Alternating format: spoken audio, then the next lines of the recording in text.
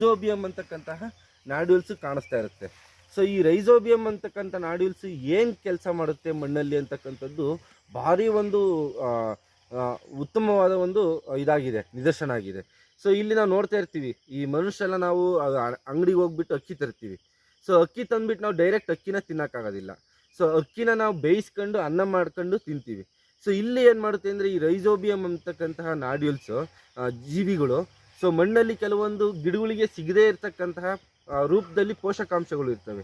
So ಅಂತಹ ಸಿಗದೇ ಇರತಕ್ಕಂಥ ಪೋಷಕಾಂಶಗಳನ್ನ ಅಕ್ಕಿನ ಅನ್ನವಾಗಿ ಕನ್ವರ್ಟ್ ಮಾಡ್ತವೆ. ಅಂದರೆ ಗಿಡಗಳಿಗೆ ಸಿಗ್ತಕ್ಕಂತಹ ರೂಪದಲ್ಲಿ ಪೋಷಕಾಂಶಗಳನ್ನ ಕನ್ವರ್ಟ್ ಮಾಡ್ತವೆ.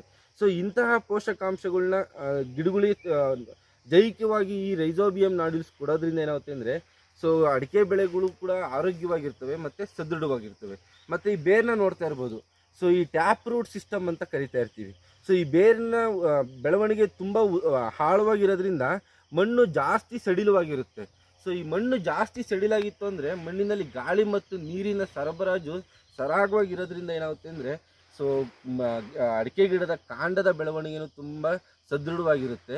ಎರಡನೇ ದಿನೊಂದೇನು ಅಂತಂತಂದರೆ ಈ ಹಸಿರೆಲೆ ಗೊಬ್ಬರನ ಈ ಹೂವಾಗೋ ಸ್ಟೇಜಲ್ಲಿ ಮಣ್ಣಿಗೆ ನಾವು ಸೇರಿಸಿದ್ವು ಅಂತಂದರೆ ಅತ್ಯಂತ ಹೆಚ್ಚಿಗೆ ಹಸಿರೆಲೆ ಗೊಬ್ಬರವಾಗಿ ಕನ್ವರ್ಟ್ ಆಗೋದ್ರಿಂದ ಸೊ ನಮ್ಮ ಅಡಿಕೆ ತೋಟದಲ್ಲಿ ಇರ್ತಕ್ಕಂಥ ತೇವಾಂಶನೂ ಜಾಸ್ತಿ